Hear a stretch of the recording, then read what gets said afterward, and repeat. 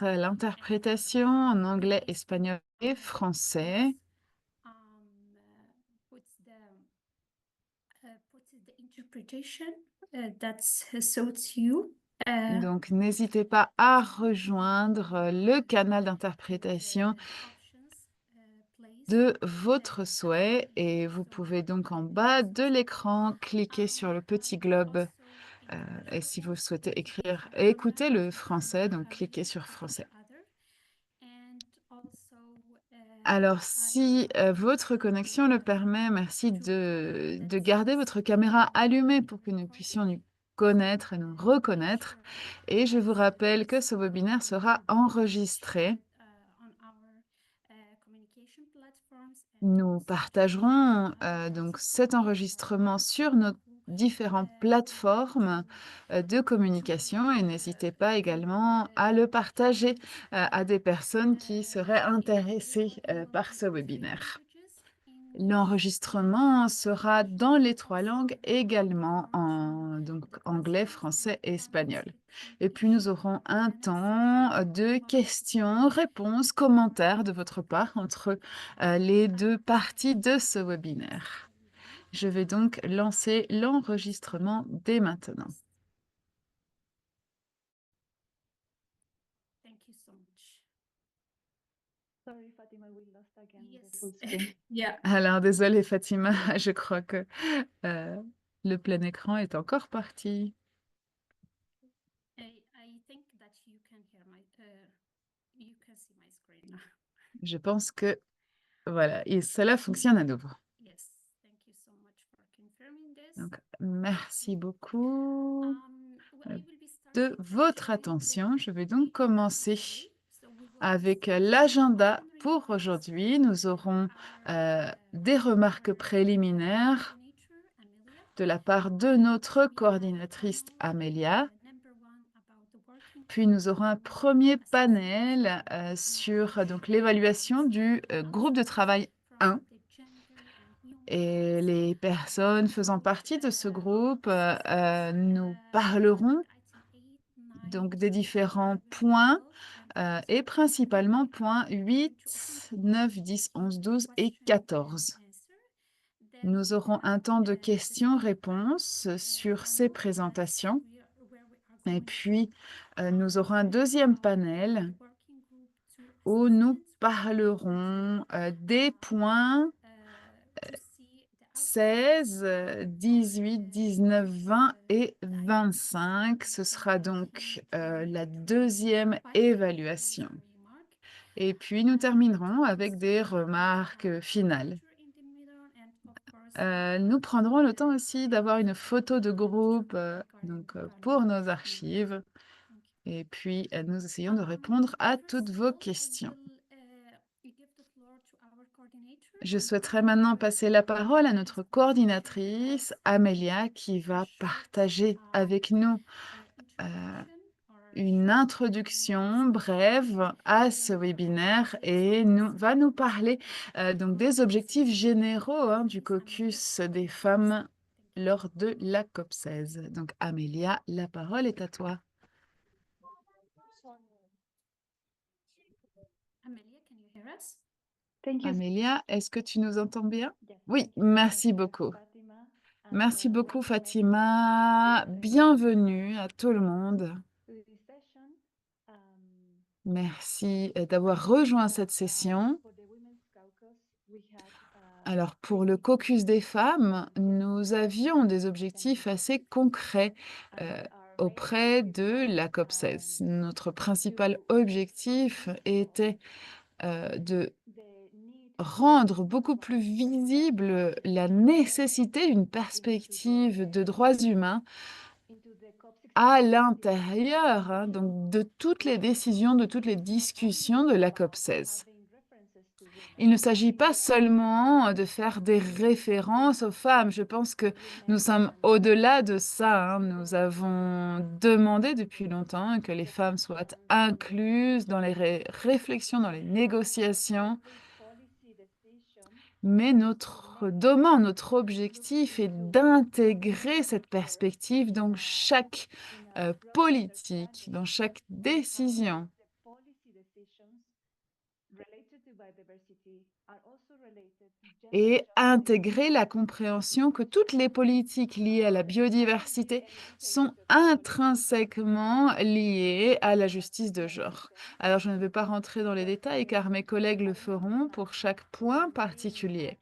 Mais notre demande principale lors de la COP16 à Cali Rights, women and girls' rights, and était gender dynamics should be fully understood que les droits des femmes et des filles et les dynamiques de genre soient pleinement comprises et puissent être profondément ancrées dans les négociations et surtout dans la manière dont ces décisions seront mises en œuvre. Alors, vous entendrez de mes différentes collègues que sur certains points, nous, avons réussi, hein, nous avons rempli cet objectif, mais sur d'autres points, nous n'y sommes pas parvenus. Et comme vous le verrez, ces résultats ne sont pas forcément liés, hein, à notre plaidoyer, mais sont également intégrés dans un contexte international beaucoup plus ample. Il y a, actuellement un élan pour, faire passer les approches basées sur les droits humains et pour la justice de genre.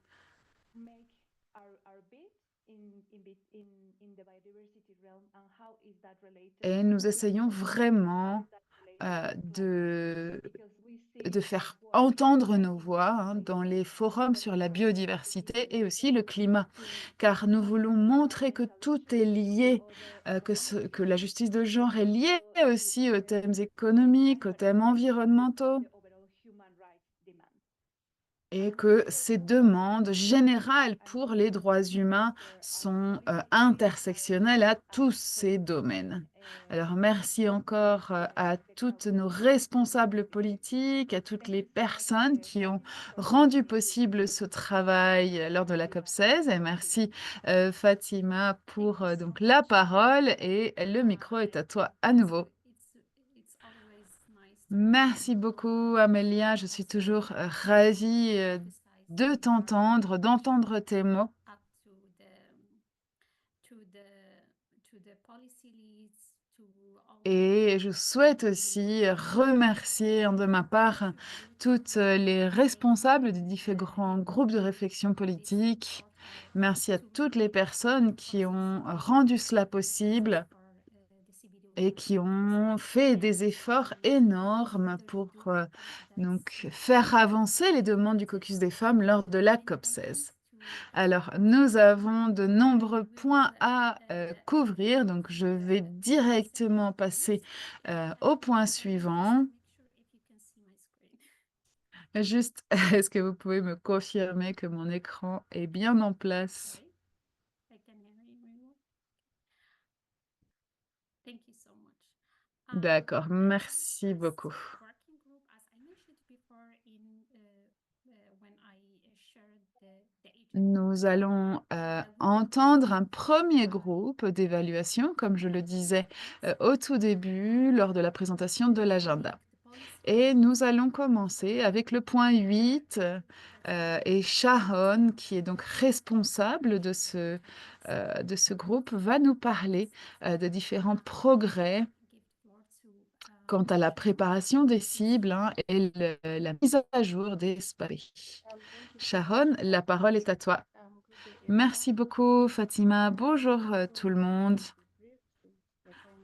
Alors, je sais que nous avons peu de temps. Je vais donc être assez brève. Comme le disait Fatima, je vais parler du point 8 sur les stratégies de biodiversité nationale et les plans d'action, donc SPAN B.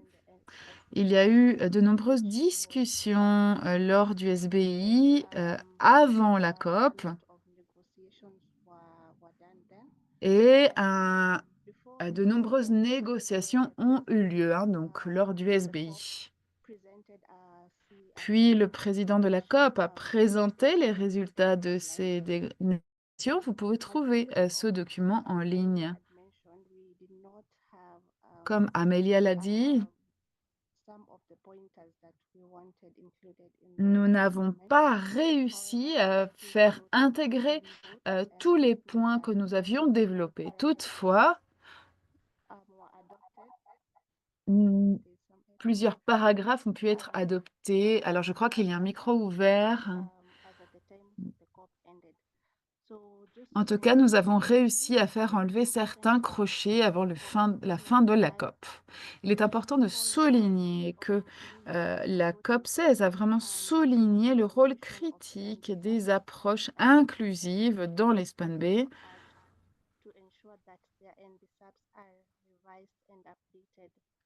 Et il y a une invitation très forte aux partis pour assurer que l'Espan B soit aligné avec le cadre mondial ainsi que leur politique et mise en œuvre de ces stratégies.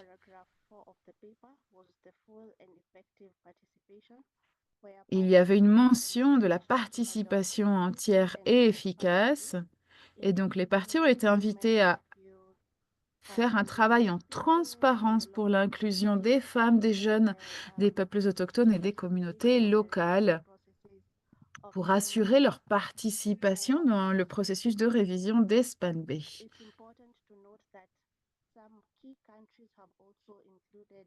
Il est important de noter que certains pays clés euh, ont assuré qu'ils allaient faire en sorte que leur SPAN B s'aligne avec le cadre mondial, principalement sur la cible 23, qui demande une participation significative et efficace et informée euh, des, des femmes et une participation à tous les niveaux. Autre point clé à voir avec la construction et le renforcement des capacités.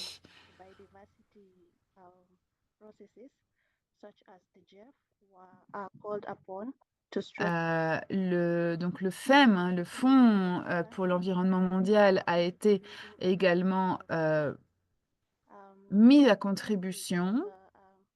Et ce sont des discussions qui ont eu lieu également sous ce point.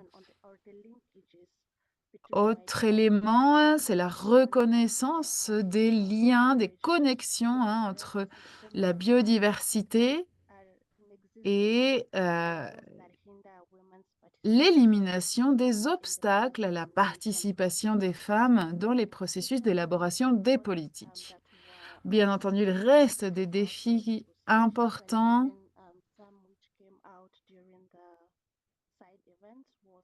Et par exemple, lors d'un événement parallèle, un des obstacles qui a été vraiment rendu visible, c'est la limite et la mobilisation des ressources. Un autre défi à voir avec le suivi et l'évaluation. Nous avons demandé sans arrêt d'assurer l'intégration d'indicateurs qui prennent en compte le genre dans l'Espan B.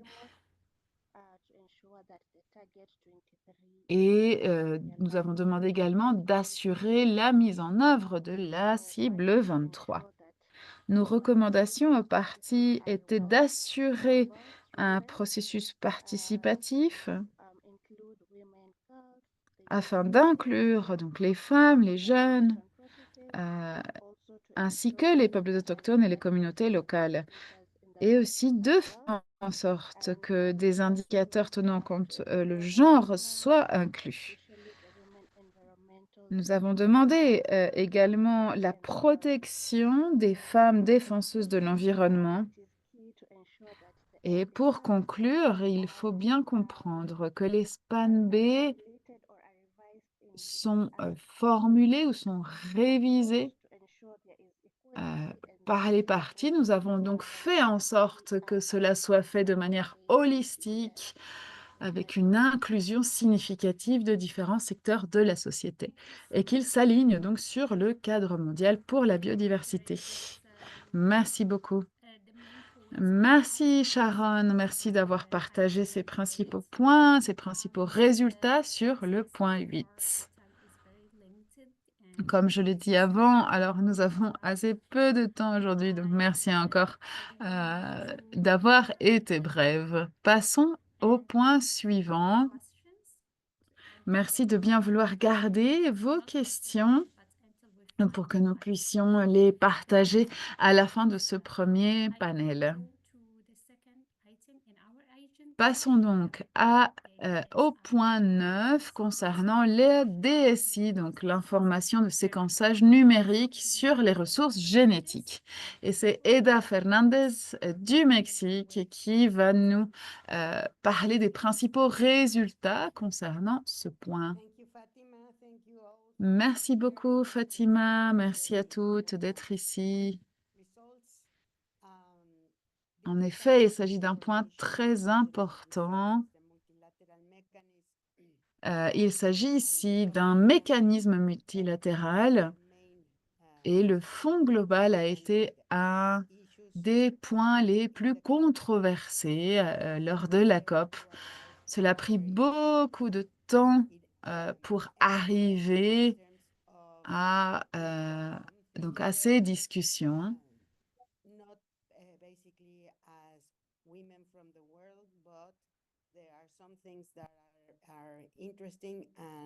Alors, certains points sont intéressants à souligner là-dessus et je pense qu'il y a des espoirs là-dessus. Donc, c'était le dernier point à être adopté lors de la COP.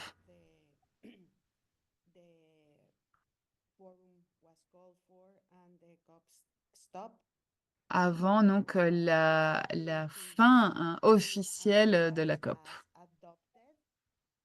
Alors, soi-disant, ce point a été considéré comme adopté.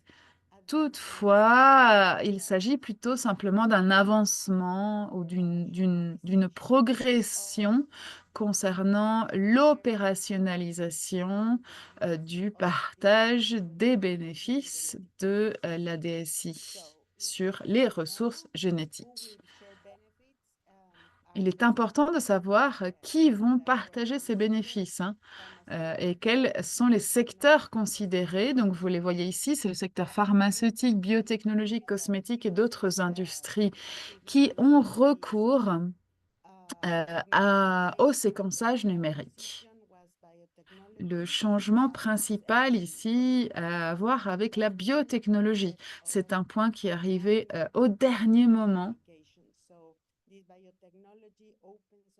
Et ce point sur la biotechnologie, hein, ouvre une fenêtre qui n'est pas forcément très inspirante, hein, de mon point de vue en tout cas, car ça ouvre donc justement vers une possible manipulation, hein, des plantes et des animaux. Les bénéfices vont être partagés par les grandes entreprises.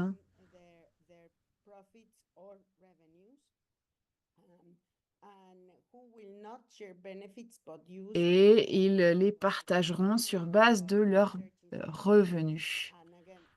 Les exceptions à ce partage de bénéfices seront les académies, les institutions de recherche publique et d'autres entités, hein, qui n'utilisent pas directement la DSI pour faire du commerce, c'est-à-dire qui ne commercialisent pas de produits dérivés ou basés sur le séquençage numérique.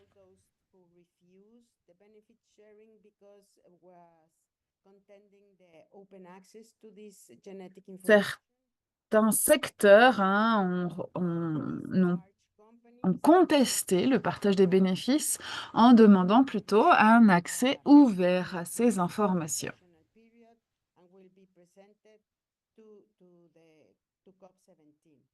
Et les prochaines formules, hein, seront présentées lors de la COP 17, car il y a tout un calcul à faire pour savoir qui va recevoir quoi et qui va décider de cela exactement.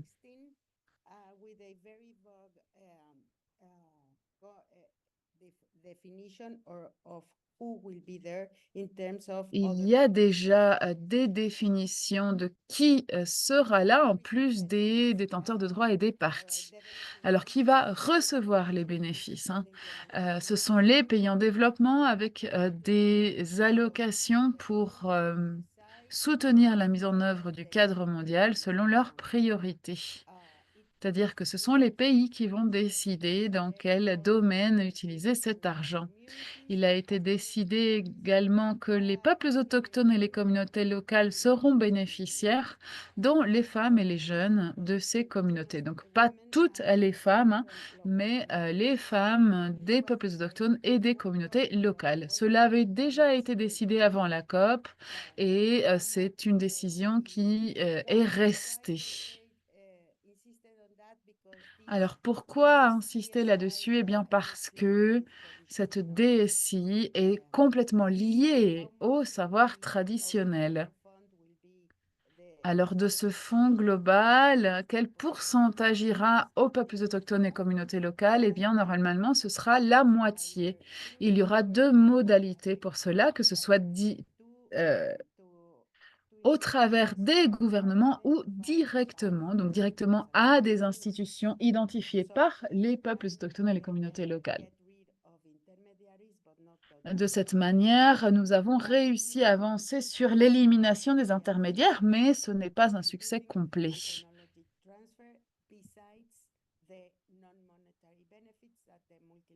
Alors, au-delà de bénéfices monétaires, il y aurait également un transfert de savoir. Ce nouveau fonds s'appelle le fonds Cali. Il possède donc un suivi, hein, et un reporting très fort pour assurer le suivi de l'utilisation de cet argent.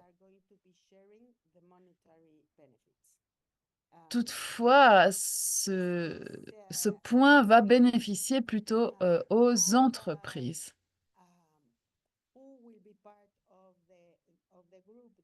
Alors, qui fera partie du groupe qui va élaborer la formule, hein, pour l'allocation de ces fonds et qui fera partie du groupe de suivi là-dessus? Eh bien, ce sont des éléments qui devront être définis lors de la COP 17. Il y aura une proposition qui sera faite et la décision sera prise lors de la prochaine COP. Merci beaucoup.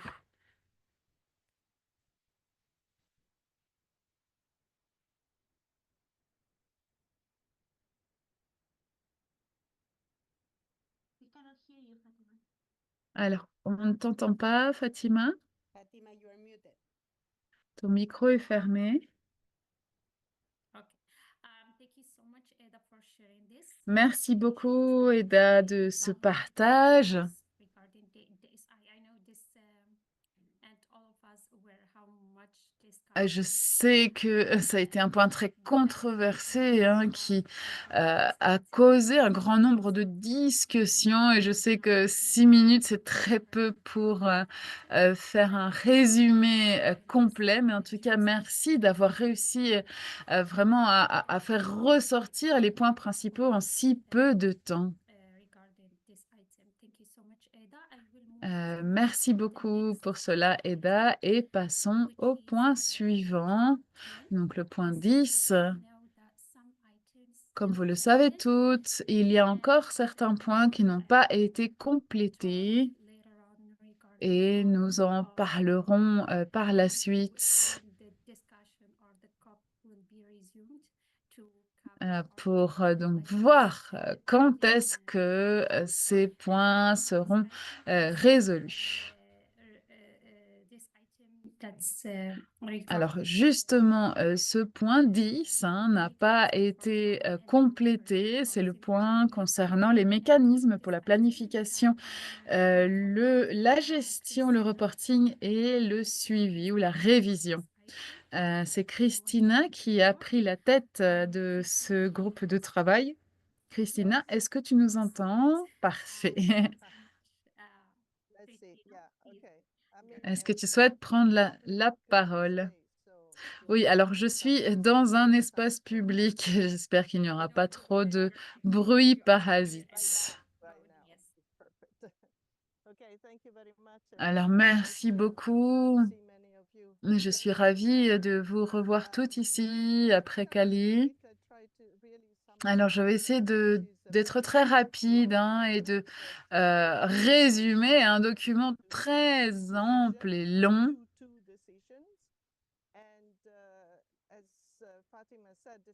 Et comme Fatima le disait, les négociations n'ont pas, terminé, sur ce point, hein. La COP s'est terminée avant que, une décision soit prise. Alors un point intéressant à noter, c'est que la deuxième décision sur, hem donc le PMRR, hein, donc planification, gestion, reporting et révision, hein, c'est un acronyme qu'il va falloir intégrer, à notre vocabulaire, ce PMRR. Il y a eu de nombreuses différences, de vision là-dessus, de nombreuses divisions. Toutefois, en général, il y a 4 points à souligner. Le premier point, c'est que la section C du cadre mondial a, considéré, heu et a pris en compte, hein, donc la mise en œuvre, du cadre de suivi avec des indicateurs, ventilés. Also on how this C'était section une suggestion qui avait été faite par la tech et il va falloir voir comment cette section C sera, heu gérée, suivie. Donc c'est un point positif. Alors le caucus des femmes continue, hein, à plaidoyer, à demander, un indicateur principal pour la cible 23. Nous savions que, la volonté des parties, de l'intégrer n'était pas très forte, hein. Je sais que certaines parties étaient d'accord, mais la plupart, heu, n'étaient pas très, ouvertes, hein, à cela. Donc ça a été un travail très difficile. paragraphs that allows for the process for the development of new Hem Certains paragraphes ont permis, l'intégration de nouveaux indicateurs. Donc c'est le paragraphe 30, hein, les, crochets ont été enlevés, donc c'est un paragraphe que nous avons réussi à assurer.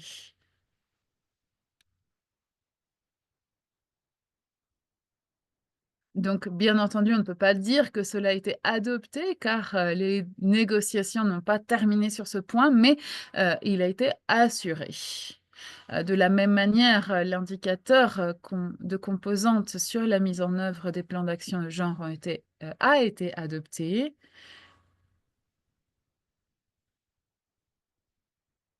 Alors la ventilation, pardon, par, genre est toujours optionnelle. Donc il n'y a toujours pas de données ventilées par genre ou par sexe pour les cibles 3, 10 et 22. Toutefois, cela peut être, mitigé, complété par, des indicateurs nationaux dans les span bay. Donc il y a encore une marge de manœuvre ici pour nous, pour, faire en sorte que, l'attention portée à la ventilation par genre et par sexe soit, effective. Donc, tout n'est pas perdu.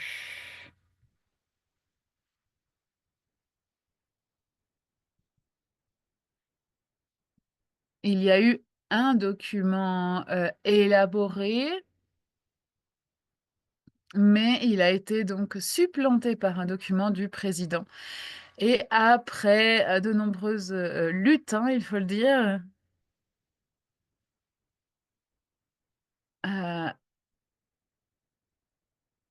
les détenteurs de droits ont été intégrés. Ce n'a pas été facile, mais à la fin, nous avons réussi à sécuriser cela. Les considérations en termes de genre sont assez fortes. Heu, dans les groupes de préparation du rapport, nous avons vu cela, donc au niveau de la représentation, hein, d'experts en genre.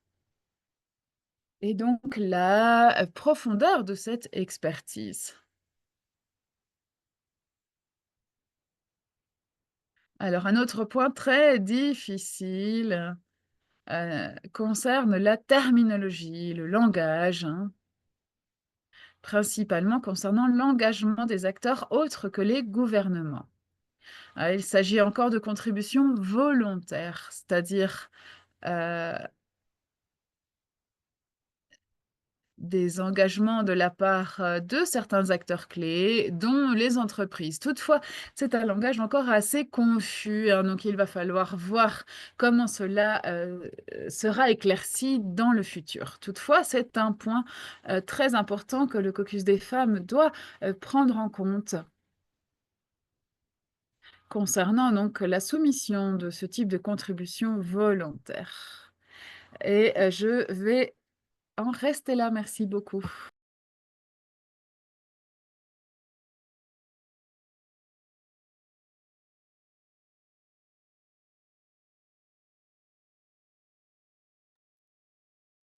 Merci beaucoup, Christina. Merci pour toutes ces réflexions que tu nous as partagées. Et je vais proposer que l'on passe à l'item suivant, donc le point de discussion numéro 11 sur la mobilisation des ressources et le mécanisme financier, qui est le sujet le plus épineux. Et je vais donner la parole ici à notre collègue Valentina, qui va nous expliquer pourquoi ce sujet a été le plus épineux dans les négociations et pourquoi donc les pays ne sont pas arrivés à un accord. Et c'est l'un des sujets qui reste à discuter. Oui, merci beaucoup à tout le monde. Merci beaucoup à Amélia, Fatima, pour cette invitation à partager quelques réflexions. Comme vous pouvez voir sur l'écran, c'est l'un des sujets qui a été les plus difficiles, les plus épineux. C'est un petit peu impossible de résumer tout ce qui a été dit sur ce sujet, mais je vais vous en dire le plus possible et on pourra interagir un peu plus pendant les questions-réponses. Dans la presse, il a été dit que c'était un échec, les discussions sur ce sujet, parce que l'un des objectifs de la COP16, penser sur les questions de mobilisation des ressources pour le CMB, mais ça n'a pas été possible. Donc, sur la cible 19, il y avait aussi un accord selon lequel les États devaient mobiliser 2 milliards de dollars par an et ça n'a pas été possible d'arriver à discuter des mécanismes. Dans les groupes de travail, on a vu qu'il existait un manque de confiance entre le Nord global et le Sud global, parce que l'un des éléments clés ici, c'était qu'il y avait deux options. Et donc, il fallait soit continuer avec l'établissement d'un fonds mondial dédié à la biodiversité, qui était l'option soutenue par le Sud global, et l'option B qui était de maintenir le mécanisme existant, le mécanisme intérimaire temporaire, donc le GEF, qui soutient les intérêts des pays financeurs, mais qui est aussi problématique,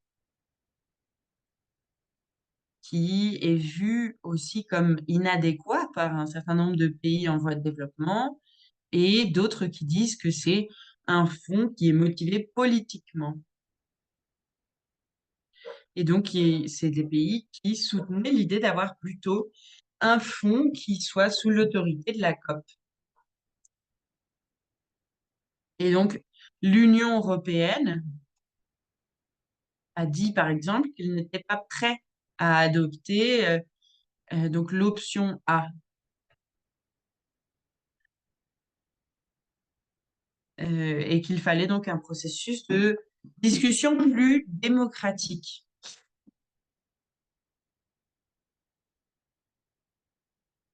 Donc, ça a été douloureux de voir que les conversations n'ont pas abouti sur ce sujet. Mais nous continuons à faire le plaidoyer pour les éléments critiques, les éléments les plus stratégiques en matière de droits des femmes et des filles. Il y avait aussi des questions procédurales qui étaient euh, problématiques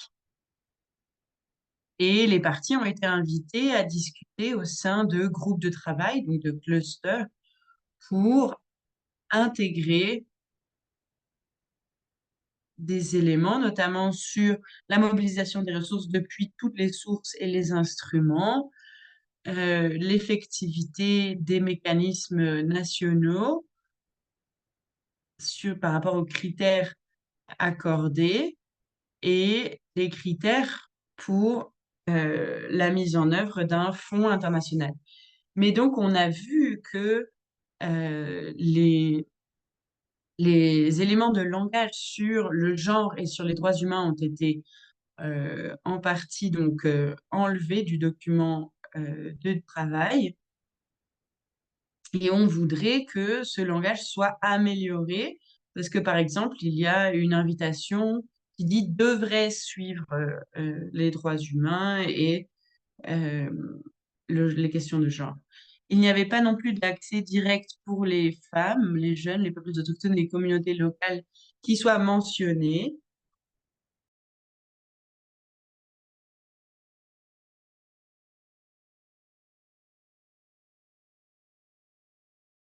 Donc, il y a une mention de l'accès aux ressources, mais pas de mention de l'accès direct au financement.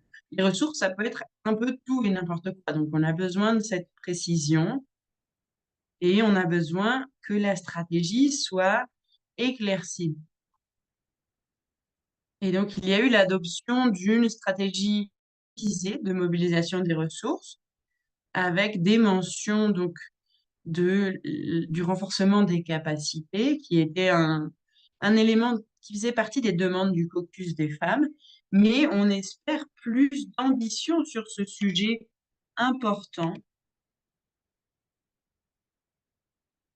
Et donc, nous devons mettre en place les décisions qui sont déjà adoptées. Donc, il nous faut nous concentrer sur les décisions déjà adoptées et souligner que l'apport de financement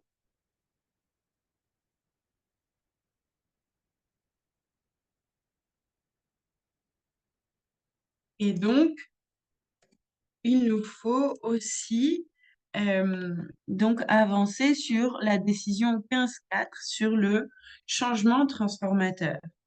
Et nous voulons aussi souligner l'importance de rejeter les schémas fondés sur le marché, notamment les compensations et les crédits à la biodiversité, et soutenir les approches fondées sur le genre et les droits humains.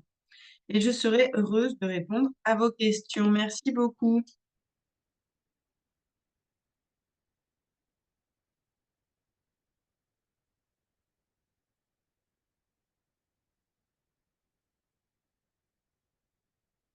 Et merci beaucoup, donc, Valentina. Je vais passer au prochain item. Et donc, rappeler que l'interprétation est disponible dans les 3 langues et que nous partagerons donc la... nous partagerons donc l'enregistrement en 3 langues. Je voudrais passer maintenant donc au prochain point qui est le point 12 sur le renforcement des capacités.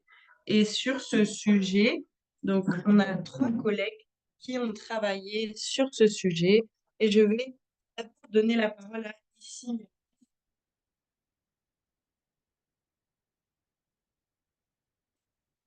un peu plus sur ce sujet. Et si nos collègues qui ont travaillé sur ce sujet avec elle souhaitent ajouter quelque chose, veuillez le faire.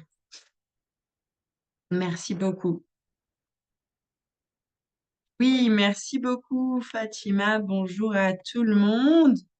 quel que soit le moment de la journée chez vous. Donc, je n'ai pas pu participer en live lors de la COP, mais j'ai fait une révision des documents avant et après la COP. J'ai seulement pu être là pendant 2 sessions plénières et l'une des plus grandes différences que j'ai vues, c'est la restructuration sur le point numéro 12 du document qui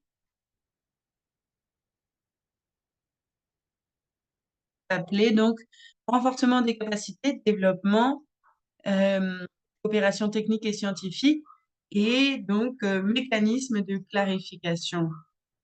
Et donc ce document a été divisé en 2 et donc maintenant on a un document sur le renforcement des capacités et le développement, la coopération technique et scientifique, et l'autre document sur les mécanismes de clarification et le transfert de capacités. Donc, en général, je dirais qu'il n'y avait pas de motivation au sein de la COP pour enlever, donc, pour séparer ces 2 textes. Et je voudrais juste aussi mentionner que ce sont des textes qui sont très inclusifs, notamment pour les femmes. Et nous avons des points d'ancrage, des choses qui nous permettent de faire levier pour donc avancer dans le travail de construction des capacités. Le problème, c'est la façon de faire les choses. C'est comment est-ce qu'on va y arriver? Et donc, sur les questions de renforcement des capacités, on voit comment donc les femmes sont invitées à apporter leur contribution pour la construction de ces éléments sur le renforcement de capacité. La question, c'est comment est-ce qu'on peut évaluer les mécanismes qui sont associés et savoir donc quels formats vont être utilisés. Un autre exemple, c'est donc quand on nous dit que les partis vont échanger avec les femmes sur les besoins en matière de renforcement des capacités. Donc la question, c'est comment est-ce qu'on va approcher les États parties? Comment est-ce qu'on peut s'approcher des États dans lesquels on habite? Est-ce que c'est le secrétariat de la CBD qui va faciliter ces connexions? Ou est-ce qu'il y aura d'autres plateformes où ces réunions peuvent avoir lieu? Donc, on a besoin du processus. Et un autre point sur les questions de soutien technique. Donc, je l'ai mentionné déjà, je pense. Il y a 18 centres de soutien technique, il me semble, qui devraient travailler sur les besoins en matière de renforcement des capacités des différentes régions. Et l'un des résultats sur le document, c'est qu'il y aura donc des lignes directrices pour assurer l'implication active des femmes auprès de ces centres. Donc, la question principale ici, c'est donc je ne sais pas si l'entité globale a été choisie déjà, mais ce qui manque,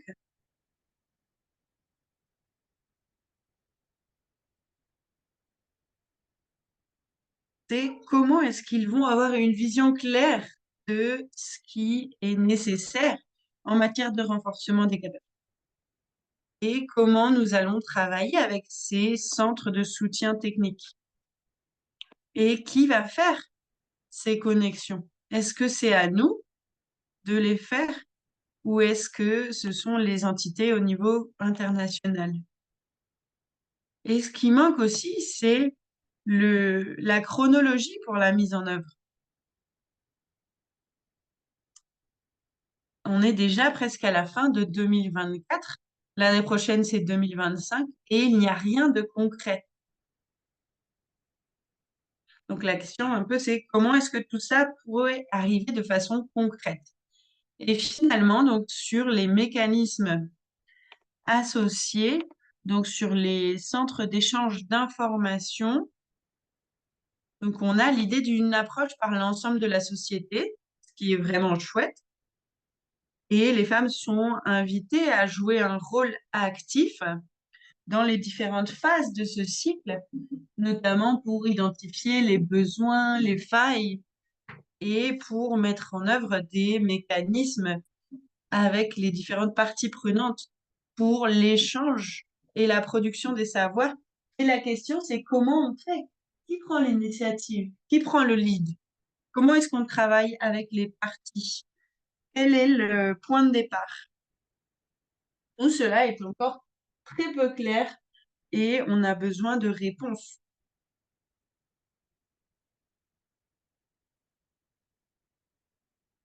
Donc, on a des plateformes dont on ne sait pas comment est-ce qu'elles vont être utilisées. C'est juste des textes pour l'instant, sans mise en œuvre active. Je vais m'arrêter ici. Je ne sais pas si des collègues veulent complémenter des choses. Par exemple, Bianca, qui était là dans les négociations. Merci beaucoup ici, Mémène. On apprécie beaucoup ces réflexions, même si tu n'as pas pu être présente en personne. Je voudrais proposer également à Priyanka d'ajouter quelque chose si elle le souhaite.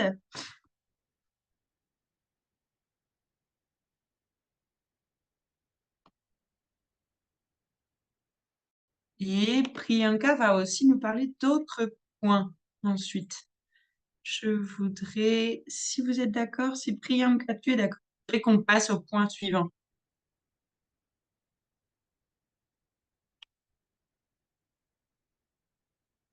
Oui, tout à fait, c'est bon pour moi. Donc, on peut passer au prochain sujet, donc le point numéro 14.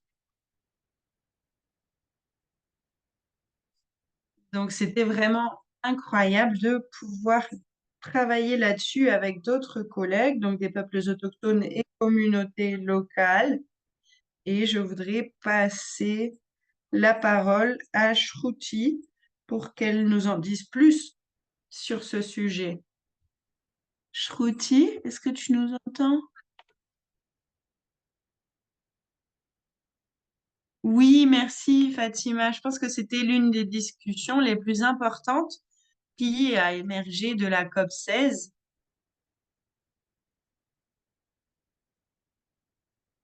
Donc, on sait qu'il y avait beaucoup de conversations dans les groupes de contact et très peu dans la plénière. Je pense qu'il y avait plus de 6 groupes de contact et donc 5 décisions ont été adoptées. Merci beaucoup, Christina. Donc, 7 groupes de contact.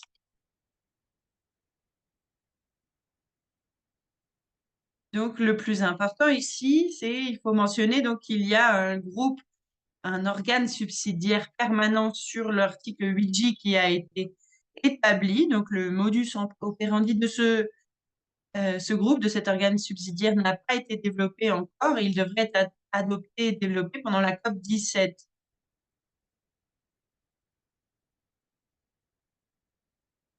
Donc, ça veut dire que les pays doivent aussi articuler les choses avec les points focaux sur l'article 8J.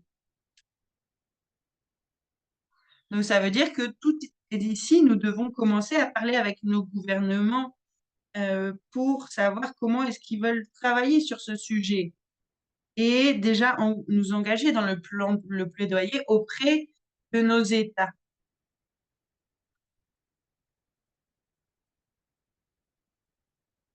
Ensuite, donc, il y a eu une décision importante sur sur la reconnaissance du rôle unique joué par les peuples afro-descendants qui ont des modes de vie traditionnels.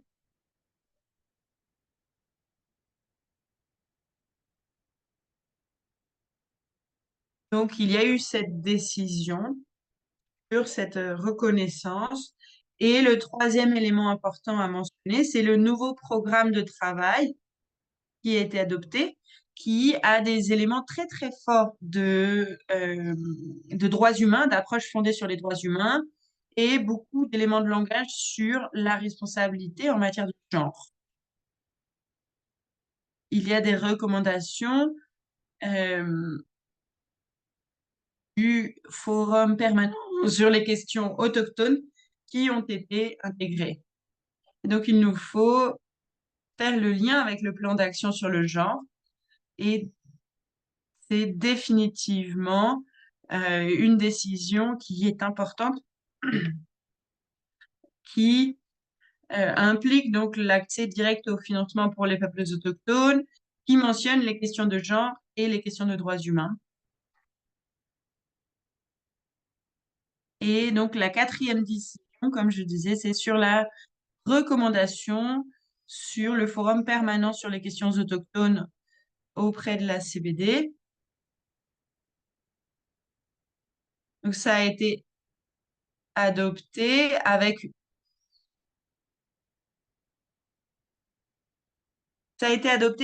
une note de bas de page clarifiant qu'il n'y a aucune division entre les peuples autochtones et les communautés locales.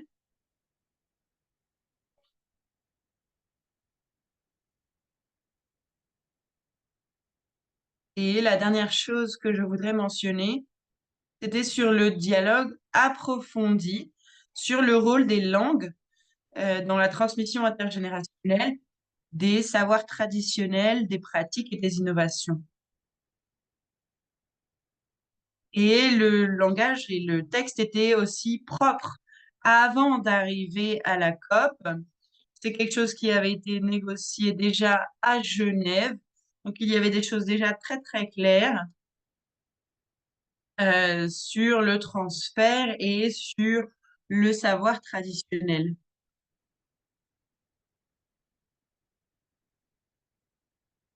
Donc, c'est l'une des décisions qui est importante à retrouver sur le site web de la COP. Et donc, c'est la décision qu'il semble important de regarder.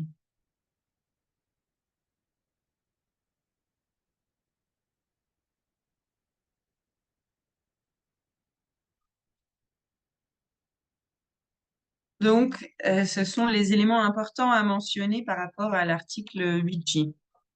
Et je vais m'arrêter là. Merci beaucoup, Shruti. Nous sommes très heureuses de pouvoir entendre tes réflexions et c'est vraiment important aussi d'entendre les batailles qui ont été menées et les victoires que nous avons. Donc maintenant, je pense qu'il est temps que l'on prenne les questions s'il y en a.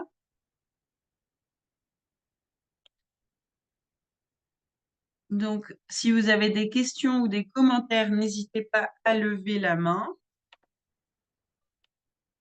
Et si vous ne pouvez pas parler, vous pouvez nous envoyer les questions sur le chat. Il reste seulement quelques minutes. Merci beaucoup, Christina, de nous avoir rejoints et pour ton intervention incroyable sur les sujets qui étaient à ta charge. Juste, oui, pour briser un peu la glace. Donc, j'ai une question pour Shruti. Donc, sur la question du forum permanent.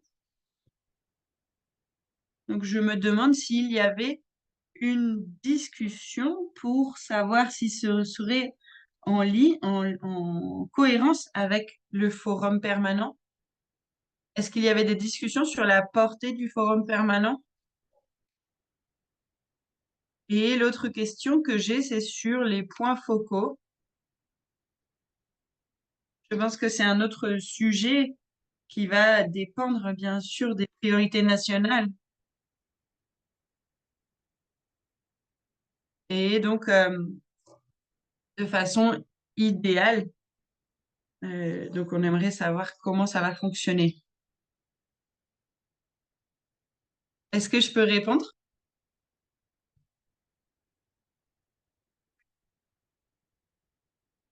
Donc, il y a eu beaucoup de discussions pour savoir si ce qui se passe au niveau du forum permanent va informer la CBD ou à l'inverse. Et au final, ce qui a été dit, c'est que le secrétariat de la CBD va informer le forum permanent. Donc, ce n'est pas l'inverse. Donc, la CBD doit informer le forum permanent. Merci beaucoup, Shruti. Je voudrais donner la parole à Bertha. Donc, allez-y, Bertha, s'il vous plaît. Oui, merci beaucoup. Bonjour à tout le monde. Je voudrais donc dire toute ma gratitude et donc vous remercier pour tout ce travail que vous avez mené. Donc, sur la question de l'article 8J, je voudrais demander combien de pays ont proposé des cibles. Je voudrais demander combien de pays ont proposé des cibles concrètes par rapport au CMB. Et aussi, donc, ma question, c'est plus en réfléchissant depuis le caucus des femmes. Donc, comment est-ce qu'on évalue que ces plans nationaux aient été donc mis en œuvre de façon équitable et qu'ils prennent en compte le clip notamment parce que cela fait partie des principes du CDB. Et par rapport aux informations que nous avons eues, par rapport aux dialogues qui ont existé pendant la COP16, la majorité des pays n'ont même pas donc envoyé leur spam. Donc ça continue à être un travail qui est lié au ministère de l'Environnement, mais sans un véritable effort pour construire ces nouveaux plans de façon réellement équitative et participative. Donc, si c'est la réalité qui se répète, comment est-ce que, en tant que caucus, nous pouvons établir ou construire de façon collaborative un rapport en partant de ce qui se passe dans nos différents pays et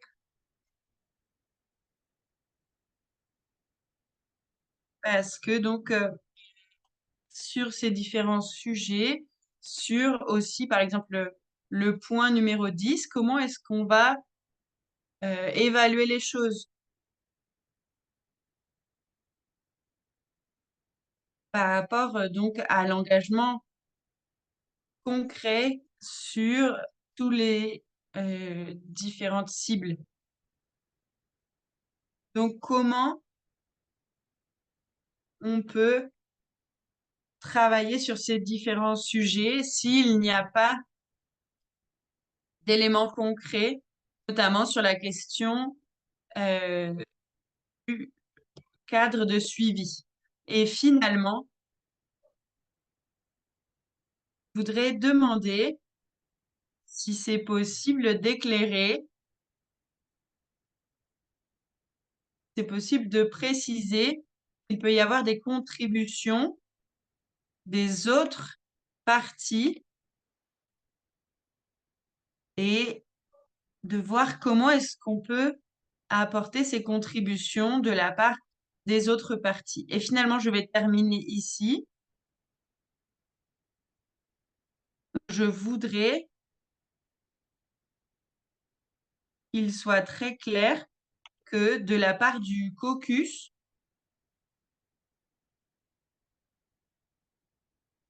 nous devrions donc avoir des, euh, des éléments sur la façon dont les contributions vont être structurées et comment est-ce qu'on peut le relier aux engagements auxquels se sont promis les États. Je m'arrête ici, merci.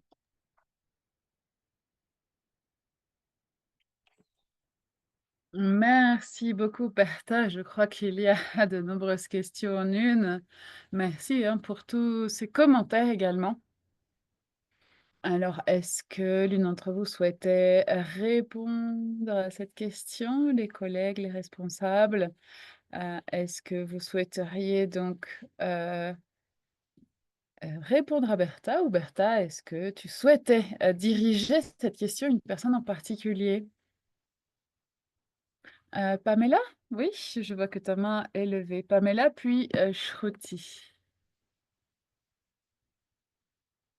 Donc, est-ce que tu peux donc, Pamela, donner une réponse assez courte? Il nous reste encore beaucoup donc 2 points à passer en revue.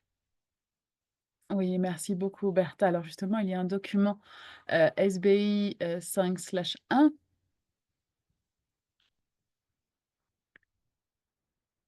qui parle justement de toutes les parties qui ont donné leur, leur SPAN B jusqu'au 18 octobre. Nous avons pour l'instant 31 pays, mais il y a un annexe 2 où tu peux voir donc la liste des pays qui ont soumis des cibles. Donc j'espère que cela répond à une partie de ta question.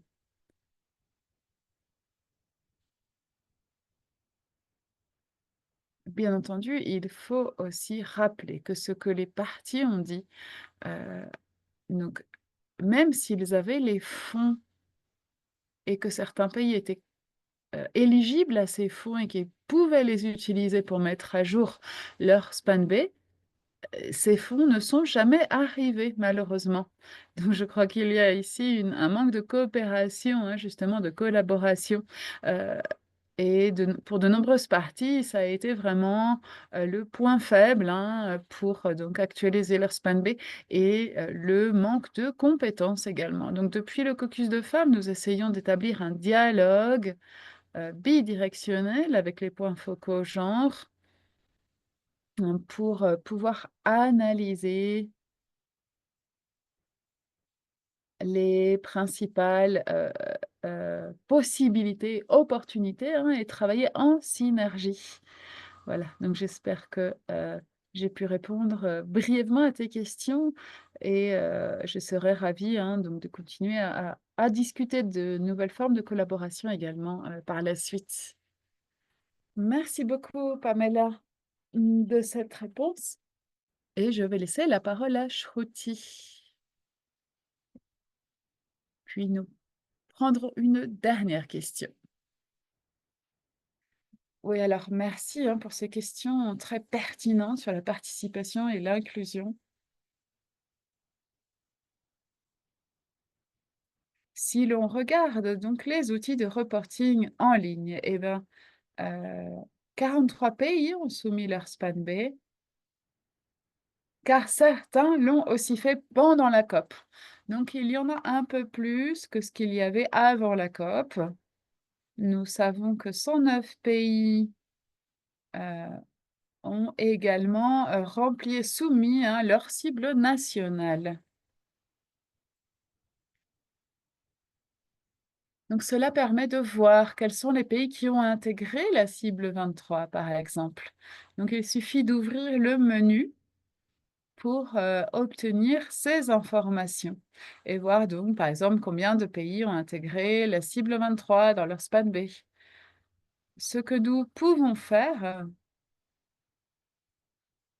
Si quelqu'un donc a le temps, a l'énergie de faire cela, il serait très important de regarder combien de pays ont intégré la cible 23 et de quelle manière l'ont-ils fait? C'est-à-dire l'ont-ils inclus, dans son entièreté, donc de la cible 23 ou juste certaines parties?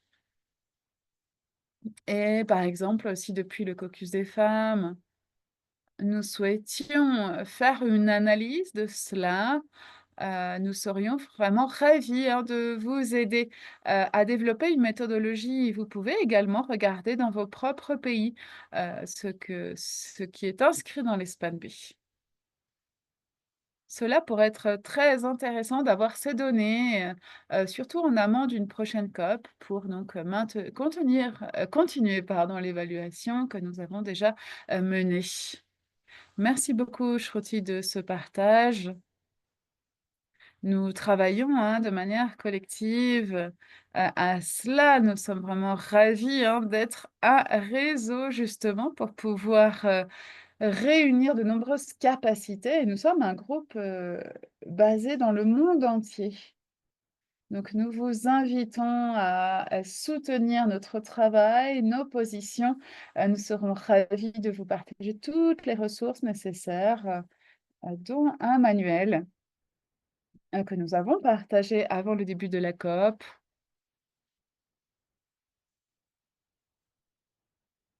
Et nous mettons en place aussi des rencontres, des réunions bilatérales pour, continuer à faire passer nos demandes, nos positions. Mais cela ne fonctionnera pas sans vos contributions. C'est le travail de chacune d'entre vous qui nous permet de faire cela et c'est grâce à vous toutes que nous pourrons vraiment, élever, hein, nos, demandes et faire entendre notre voix. Donc merci encore pour cela. Alors, une dernière question, car, le temps passe très vite et puis nous passerons avec la deuxième partie et le deuxième panel. Donc si vous avez une dernière question, rapidement, n'hésitez pas à la poser. Et puis nous aurons un temps de discussion à la fin du deuxième panel. Alors je ne vois pas de main levée pour l'instant. Donc je vous propose de continuer, notre agenda. Mais avant cela, je souhaiterais donc, faire une capture, hein, de ce moment et donc prendre une photo de groupe. Alors, permettez-moi de vous demander, d'allumer votre caméra et de nous montrer vos beaux sourires pour que nous puissions donc, archiver, hein, ce moment.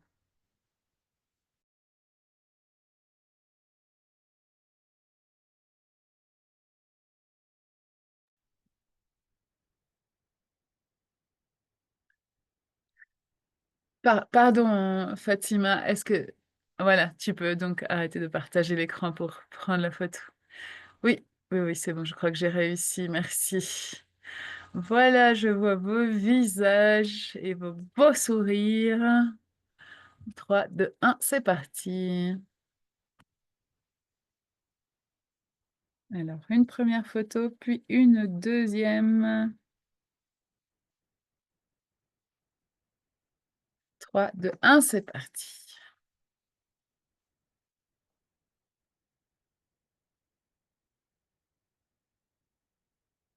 Alors, je vous propose de passer à la deuxième partie, de cette session, de ce webinaire. Je vais donc partager à nouveau mon écran.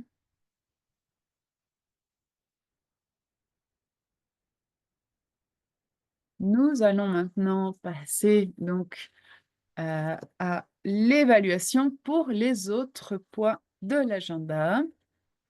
Nous allons donc, discuter, et commencer, hein, par le point 16 concernant les besoins scientifiques et techniques pour soutenir la mise en œuvre du cadre mondial.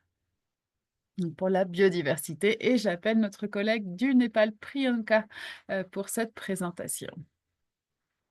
Oui, merci Fatima. Donc la plupart de ce point a été suivi donc par Christina, mais comme elle a dû partir, je vais prendre le relais.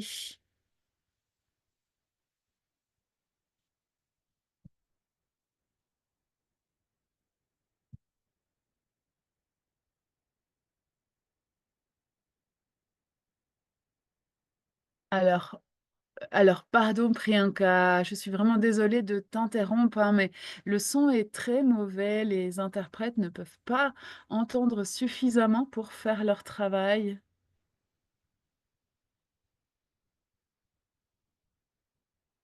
Alors, est-ce qu'il y a peut-être du bruit aussi dans la salle?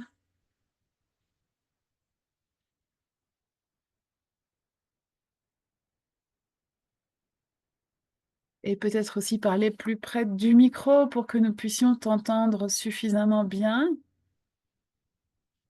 Merci beaucoup. Alors, est-ce que c'est mieux? Oui, il semble que c'est bien mieux.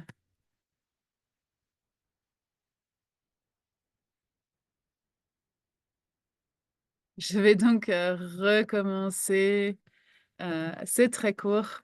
Alors le, point 16, comme je le disais, a été suivi par Christina qui donc n'est pas là. Je vais donc, parler à sa place. Alors notre priorité était, d'avoir le paragraphe de D et de réintroduire un langage sur l'équité et le genre, ainsi que les approches basées sur le droits humains. Alors, malheureusement, ce langage est encore entre crochets.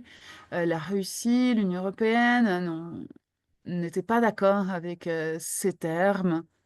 Toutefois, nous avons eu un soutien très grand, hein, Panama, Mexique, Fidji, etc., et de nombreux autres pays.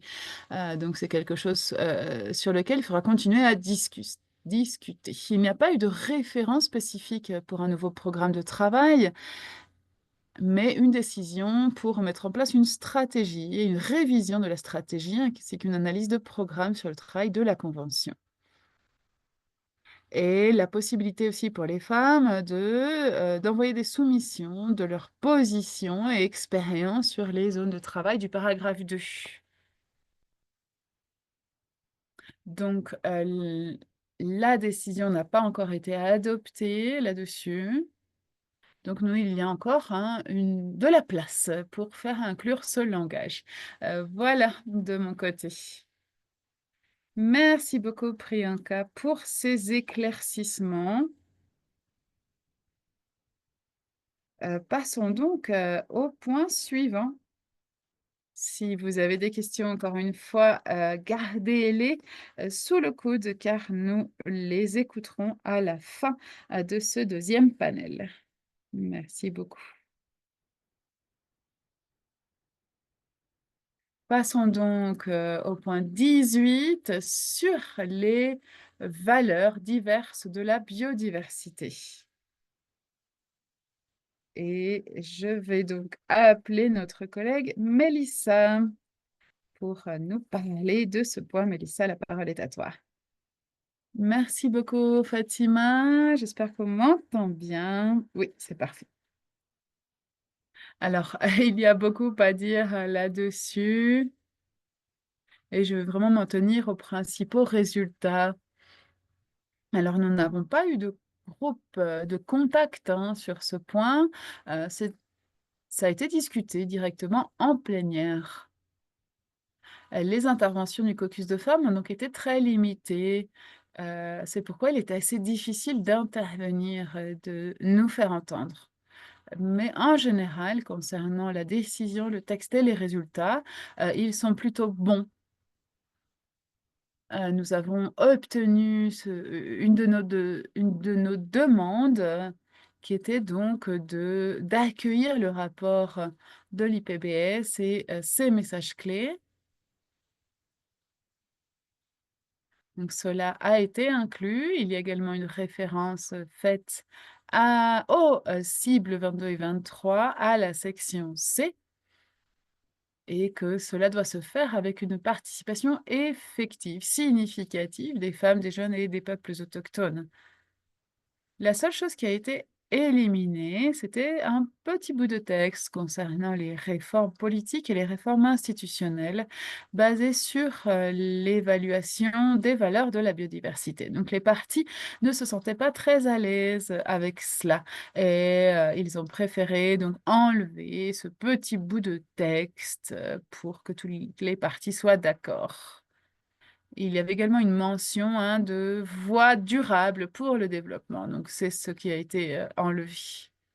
Alors, Priyanka en a déjà parlé, mais un point intéressant, c'est que, sur la base de ces discussions, la Bolivie a demandé une nouvelle aire de travail donc reliée, hein, à ces valeurs de la biodiversité. Cela a été inclus au point 16. Je serai ravie de répondre à vos questions à la fin. Merci beaucoup.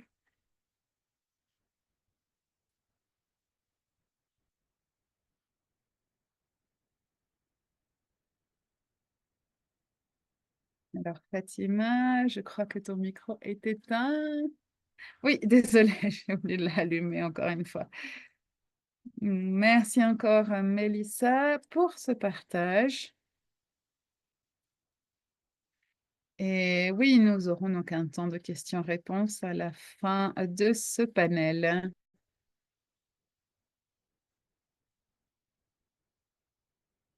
Et si vous ne pouvez pas parler, n'hésitez pas non plus à mettre vos questions dans le chat et puis nous les reprendrons à la fin.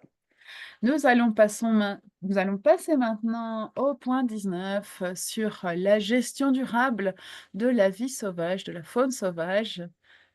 Et c'est notre collègue du Kenya qui va nous parler de ses résultats concernant ce point. Merci beaucoup. Donc, Joycey, la parole est à toi. Bonjour tout le monde. J'espère que mon son fonctionne bien. Alors, sur le point 19, concernant la gestion durable de la faune sauvage, nous n'avons pas pu beaucoup intervenir, hein, lors des plénières. Nous avions certaines recommandations de propositions, principalement l'inclusion du plan d'action de genre, mais les discussions principales avaient à voir avec les paragraphes entre crochets, c'est-à-dire principalement le paragraphe 4. Il y a eu toutefois certains changements faits suite à ces discussions. Le paragraphe 4 parlait des 4 zones principales qui sont la reconnaissance du rôle des femmes donc dans la gestion, hein, durable de la faune sauvage. Il y a eu une inclusion sur donc les aspects du savoir traditionnel des femmes qui a été inclus dans la décision. Il y a aussi une référence sur l'analyse donnée sur les lacunes existantes. Et cette analyse fait certaines recommandations sur des orientations, des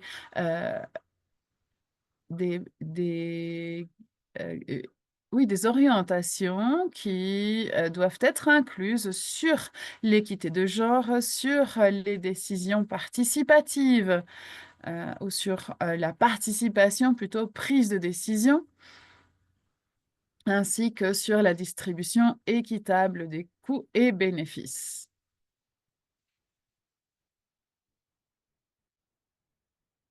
Donc, ces points concernant la prise de décision inclusive et les politiques de genre font référence, hein, à ces lacunes dont je parlais.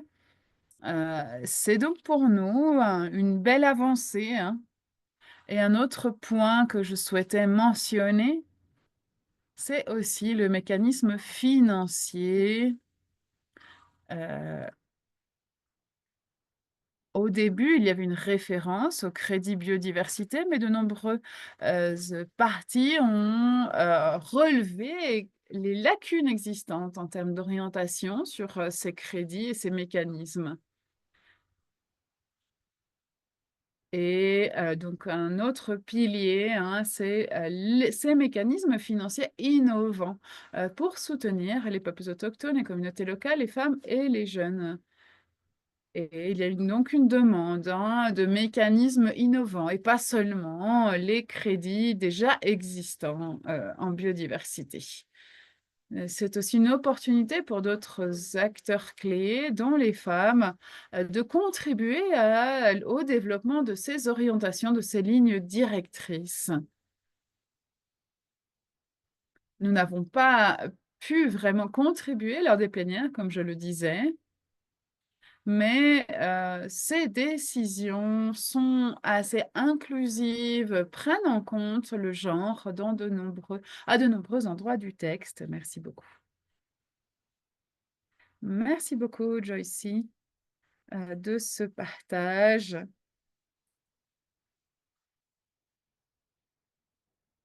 Et nous sommes ravis donc, hein, de ces bonnes nouvelles et de ces bons résultats sur ce point.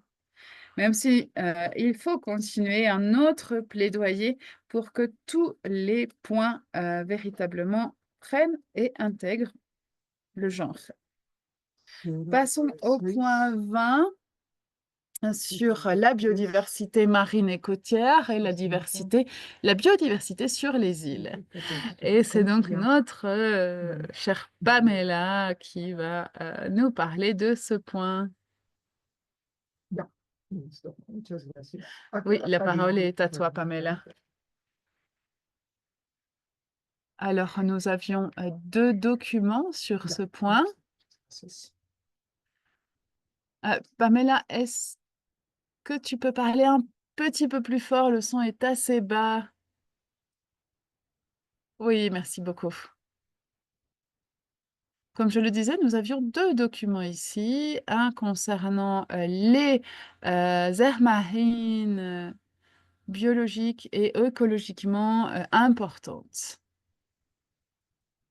Donc ces fameuses EPSAS. Nous avons réussi à inclure cette mention, mais c'était toutefois un des points les plus discutés, qui ont fait l'objet de nombreuses discussions et négociations. Donc c'était vraiment le point important. Toutefois, il y a de nombreux succès comme la synergie entre les processus de la CDB pour faciliter la description de ces aires marines. Il y a tout un mouvement qui vient du Chili pour ces zones marines.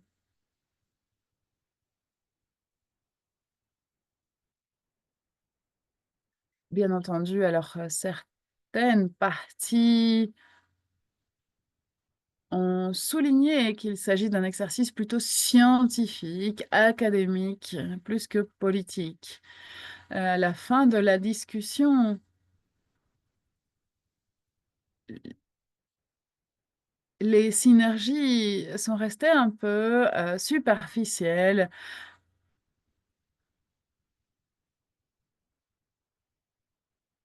Les délégués de la Russie voulaient inclure aussi le terme future, hein, synergie. Donc, il y a eu toute une discussion acharnée ici.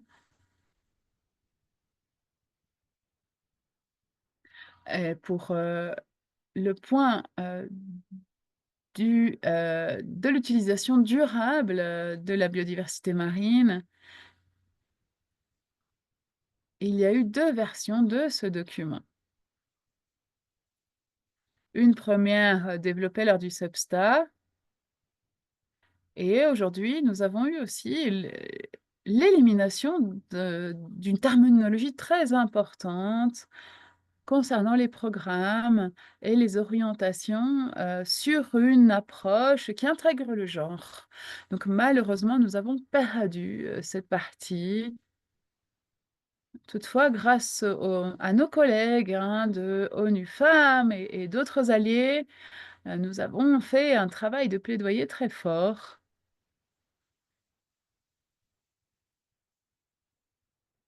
Et nous avons réussi, à assurer un vocabulaire concernant la participation pleine et effective des femmes dans la conservation et l'utilisation durable de la biodiversité marine et côtière. Donc il s'agit, d'un succès très grand, hein, car, comme, je vous le disais, hein, nous avons dû faire face à plusieurs éliminations, de paragraphes, qui a été une situation, très difficile.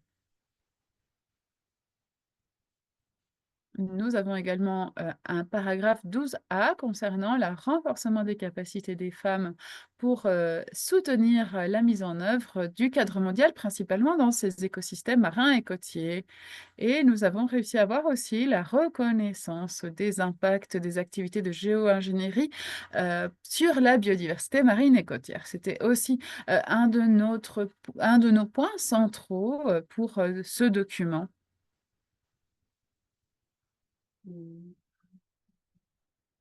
Alors, il y a bien entendu de nombreuses lacunes qui restent. Nous n'avons pas, pu, parler, hein, en plénière, donc nous devons continuer à travailler à l'intégration, par exemple, de la pêche artisanale et d'autres activités à petite échelle pour protéger la biodiversité marine et pour, soutenir, le travail, les activités des îles. Alors, de nombreuses parties ont dit que l'agenda, hein, sur ces aires marines était déjà, heu, plein, complet et qu'ils ne pouvaient rien prendre de plus, lors de cette COP. Donc voilà pour moi. Merci beaucoup, Fana.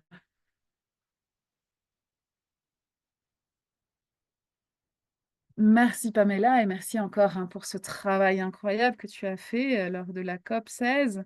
Nous apprécions, vraiment tous ces efforts, toutes tes contributions pour, faire entendre nos voix sur, ce point. Je vais passer au point suivant, le 25 concernant la biodiversité et le changement climatique. Et nous allons écouter Minal qui, depuis l'Inde, va prendre le micro pour nous parler des principaux résultats et discussions sur ce point. Merci beaucoup Minal. J'espère que vous m'entendez bien. Oui, parfait.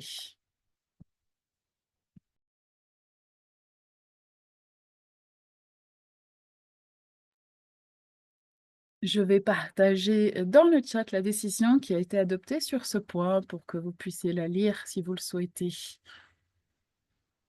Alors, la CDB a reconnu que le changement climatique et la biodiversité étaient des crises globales interconnectées, et ce depuis 2018, et les a inclus dans son travail en 2024. Alors, désolé, ton son coupe un peu. Je ne sais pas si tu as un casque.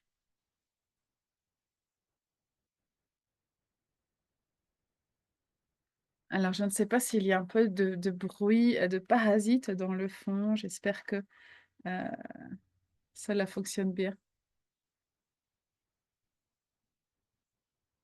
Oui, allons-y, Minal. Désolée pour cela. Oui, je suis vraiment donc désolée pour le son. Alors, comme nous le savons, il y a 2 cibles dans le cadre mondial pour le changement climatique et lors de la COP 16, la CDP, en tout cas les attentes étaient que, la CDP continue à reconnaître, ces liens entre biodiversité et changement climatique et donner un cadre pour renforcer la coordination entre les efforts, nationaux et internationaux.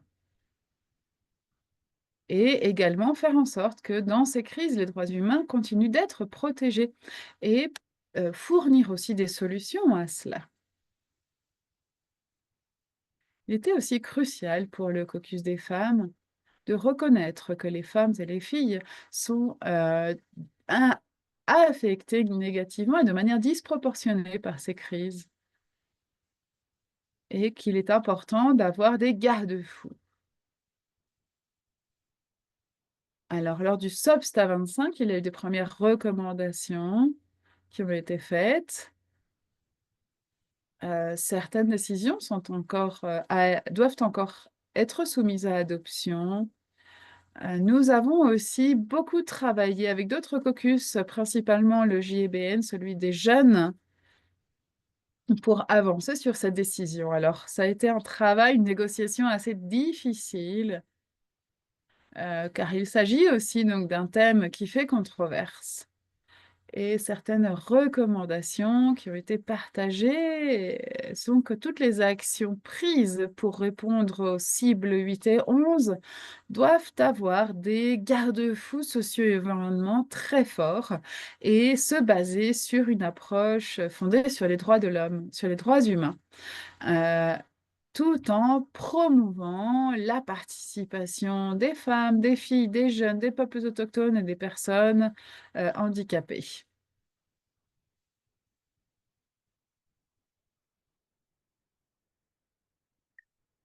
L'important était aussi l'alignement avec la section C et la cible 22, car elles ont déjà un langage, une terminologie très forte en termes de droits humains. Autre recommandation, mais qui n'a pas forcément été retenue,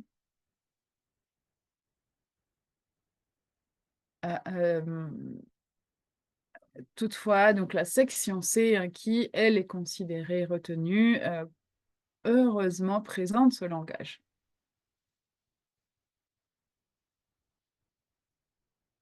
Il y a aussi une mention des femmes et de leurs droits fonciers, ainsi que l'utilisation des terres. Et principalement, cette utilisation des terres pour trouver des alternatives et combattre le changement climatique. Et il y a eu toute une série de décisions importantes sur la géo-ingénierie qui ont été fortement poussées, hein, par une des ONG appelée NTC Network,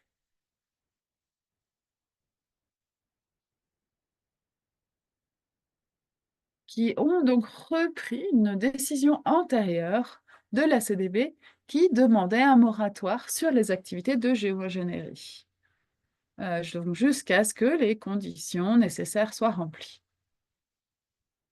Et les expérimentations en géo-ingénierie ne devraient pas être menées, et si elles sont menées, les parties peuvent le reporter à la CDB.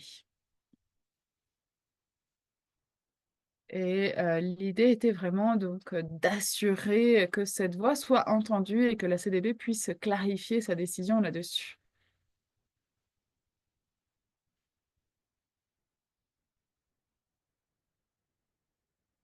Alors les autres séries de décisions n'ont pas forcément été prises en compte et malheureusement, une partie du préambule a été éliminée concernant les monocultures et les plantations pour la bioénergie. Et donc ce texte, hein, les reconnaissait comme étant dangereuses pour la biodiversité et les ressources et les modes de vie. Alors malheureusement, cela a été éliminé. Il y avait aussi un paragraphe sur l'analyse de la part du secrétariat exécutif sur donc les compensations, les crédits biodiversité et les autres approches basées sur le marché. Alors ce texte a aussi été éliminé.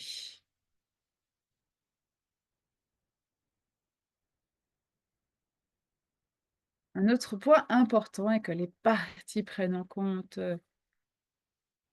les conséquences de la mise en œuvre du cadre mondial et principalement les conséquences sur les femmes et les filles. Toutefois, il n'y a pas de mécanisme très clair sur comment les parties vont faire cela.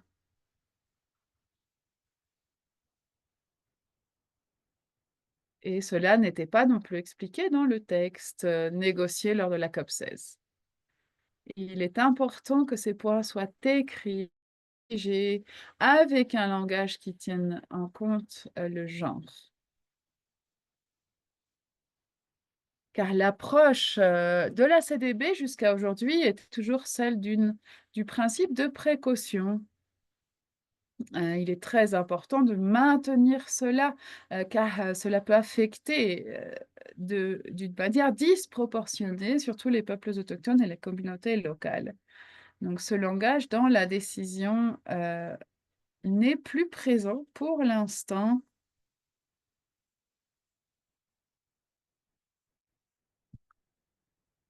Cette décision, vient, hein, donc de COP antérieures. Je pense qu'il va falloir être vraiment proactif, heu, sur, cette adoption et surtout sur les autres décisions qui n'ont pas encore été adoptées, de vraiment regarder tout l'historique des décisions de la COP et de la CDB en général pour, inclure, hein, cette terminologie. Merci beaucoup. Merci beaucoup pour ce partage.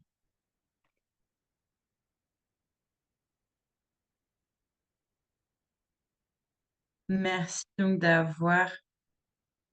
de nous avoir fait ce résumé de tous les principaux points des négociations.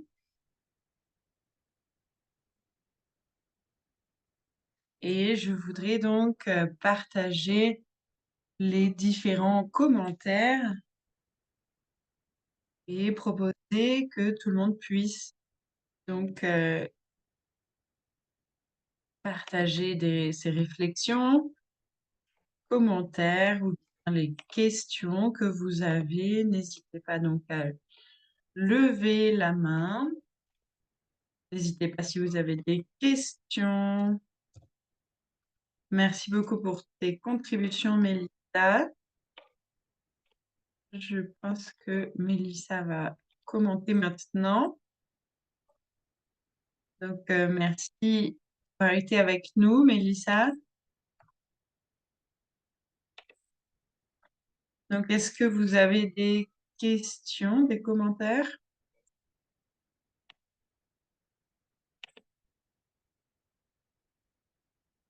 Je ne vois pas de main levée. Il semblerait que tout le monde soit fatigué ou clair sur la COP 16.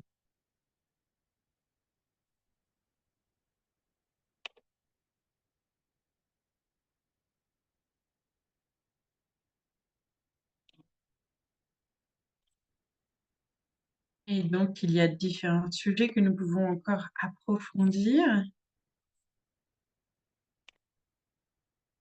Ne soyez pas timide, n'hésitez pas donc à nous raconter ce que vous pensez.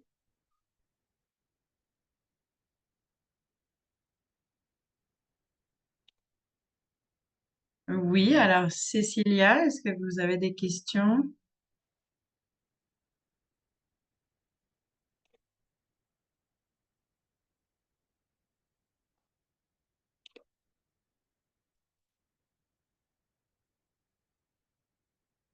Oui, donc j'ai une observation et je voudrais aussi remercier tout le monde.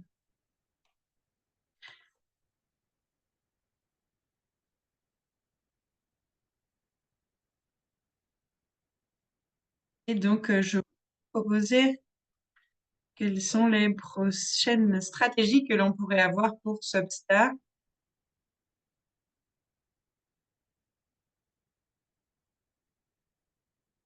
Et donc, il serait important d'avoir des réunions stratégiques.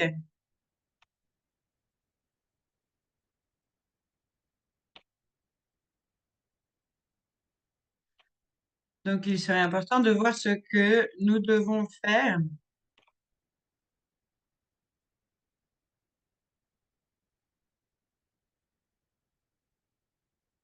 Et donc, il faudrait discuter de ce qui doit être fait à moyen, à court terme.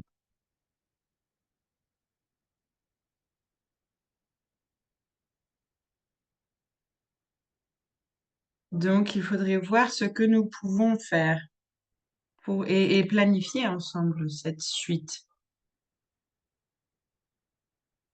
Donc, il est toujours important pour nous d'écouter ces réflexions. Merci beaucoup. Est-ce qu'il y a d'autres questions? Est-ce que quelqu'un souhaite ajouter quelque chose par rapport à ce qu'a dit Cécilia? Il y a d'autres questions? Et la bienvenue. Prendre la parole, Valentina, pardon. Oui, ce que dit Cécilia est très important en termes de stratégie.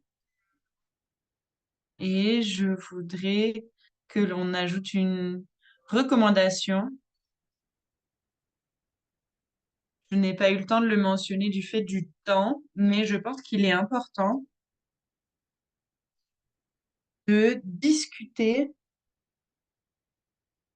tous les points qui sont polémiques, donc avec les autres caucus. Il y a beaucoup de points différents. Il n'y a pas de solution universelle sur chaque sujet. Donc, il y a des stratégies différentes sur les ressources, les mobilisations de ressources. C'était très difficile d'avoir tout simplement un accès à la parole et de trouver des façons de s'aligner les uns les autres, d'avoir des partenaires, que ce soit au niveau institutionnel ou au niveau des partenariats. Donc, ça n'a pas obligatoirement été négocié dans les conversations. Et donc, nous avons besoin de parler avec nos partenaires et nous avons besoin de proposer des stratégies avec les différentes ressources. Donc, il y a beaucoup de contentieux et nous avons besoin de prioriser les éléments responsables en matière de genre, qui sont les éléments les plus importants, et rejeter donc les approches basées sur le marché. Donc, il nous faut intervenir malgré ces discussions qui sont limitées, ces possibilités de participer qui sont limitées. Et donc, il est important d'avoir ces conversations, ces réunions, ces interactions avec les parties pour que l'on puisse exprimer nos préoccupations et que l'on communique. Sinon, nous allons continuer à nous tourner face à ces situations où nous sommes en mesure donc de lever la main, mais pas en mesure de prendre la parole. Merci beaucoup, Valentina.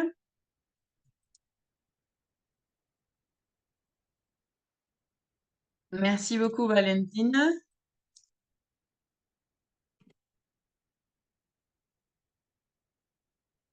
Joyce.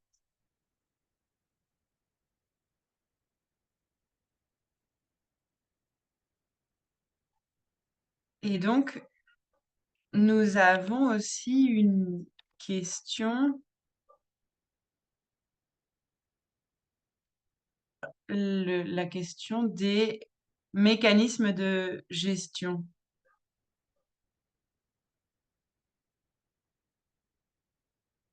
Et que l'on prenne d'abord la question qui a été posée par Joyce et ensuite on pourra écouter Bertha. Oui, Joyce. Donc la question c'est comment les femmes et les filles peuvent bénéficier d'une utilisation durable. Je pense que cela dépend du contexte. Et je voudrais donner un exemple, par exemple, de l'Afrique ou du contexte kényan. Donc, il y a des usages compatibles dans les contextes où la faune sauvage est présente. Et donc, il nous faut voir ce qui est possible dans ces contextes et voir ce qu'on est en mesure de faire pour que les femmes et les filles bénéficient des utilisations durables. par exemple à travers de l'établissement d'entreprises et à travers l'inclusion dans la prise de décision, notamment sur l'utilisation durable de la biodiversité. Et il faut aussi donc l'amélioration des connaissances traditionnelles. Et donc, il nous faut donc créer des entreprises innovantes, des mécanismes de financement et qu'il y ait une voie pour les femmes dans ces mécanismes de financement, que les femmes puissent bénéficier de tout cela. Et je pense que ces contextes sont spécifiques en fonction des différents contextes. C'est ce que je voulais dire en termes de bénéfices sur les utilisations locales. Merci beaucoup, Joyce. Donc maintenant, nous allons écouter Bertha. Est-ce que tu pourrais nous partager en 1 minute?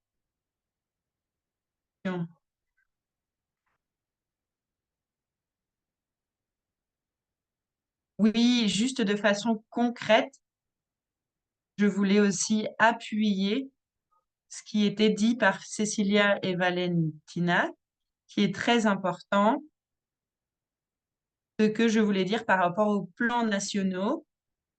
Donc, cela fait partie des stratégies et donc il est important, dans le cadre du plaidoyer, de prendre en compte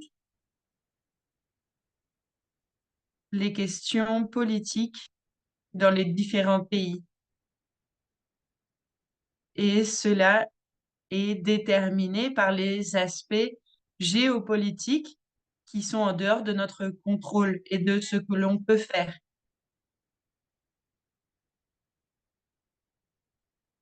Et donc, en Amérique latine, il y a des pays avec lesquels il est difficile de dialoguer, qui sont exclusifs, qui nous excluent. Et donc, il y a des pays où la société civile ne peut pas s'engager et, et donc, et donc, il est important de prendre cela en compte et il est important que face à cette réalité, tout ce que nous faisons sur le territoire est fondamental, comme on le disait pendant la réunion. Tout ce que nous développons au niveau du territoire et au niveau des différents niveaux. Merci beaucoup.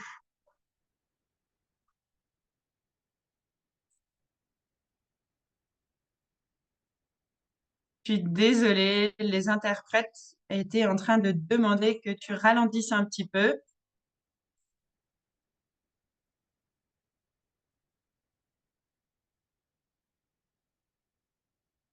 Donc, effectivement, il y a différentes politiques sur les questions politiques et nous avons toujours donc l'espoir de continuer à pousser pour nos droits, pour nos capacités, sur ces différents conflits existants, sur ces différents sujets. Et donc, nous voulons que les questions de genre soient incluses dans ces décisions. Je pense qu'il n'y a pas de questions de la part des collègues. Et donc, notre webinaire va être suspendu. Et je voudrais juste faire une annonce claire pour les personnes qui nous ont rejoints.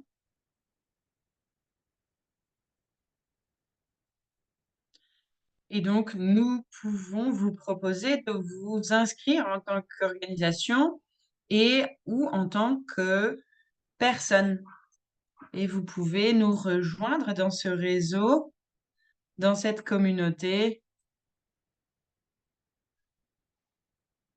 Et donc, vous retrouverez le lien. Vous inscrire. Et finalement, je voulais vous rappeler donc nos canaux de communication. Vous pouvez retrouver notre site web.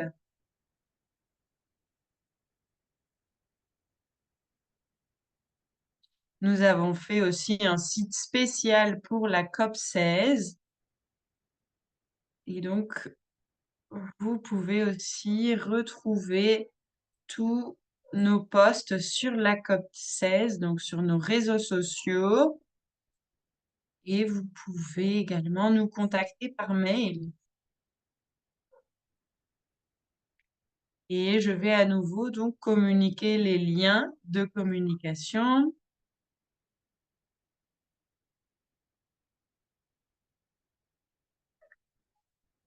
Et je voudrais aussi donc partager ce contact mail si vous avez besoin d'une quelconque information ou si vous souhaitez collaborer avec nous. Et sans oublier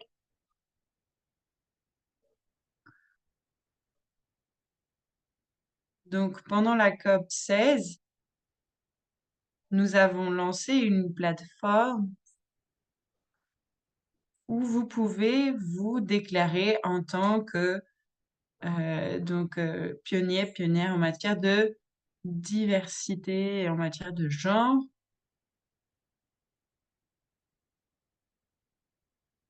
Et donc, vous pouvez donc vous inscrire en tant que représentant ou représentante sur les questions de genre.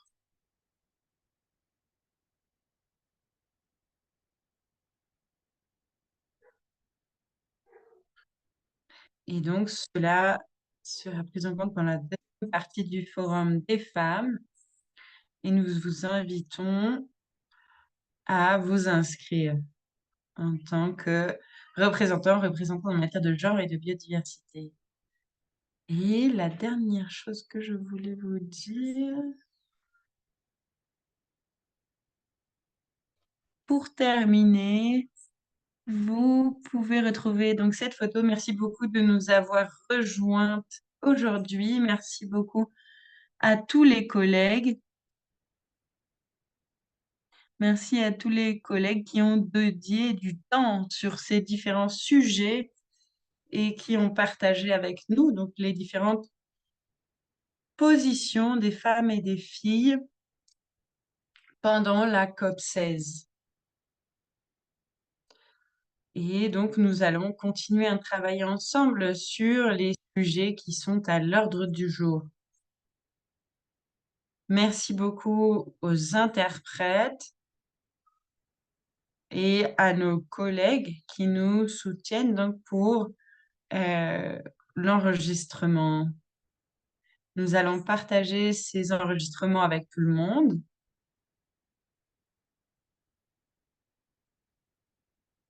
Et si vous avez apprécié la présentation, nous allons vous l'envoyer par mail.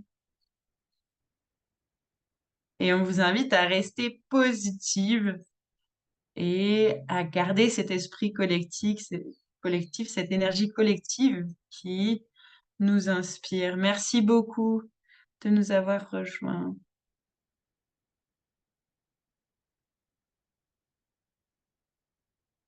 Et bonjour à tout le monde. Merci beaucoup pour votre collaboration. Merci beaucoup, Fatima.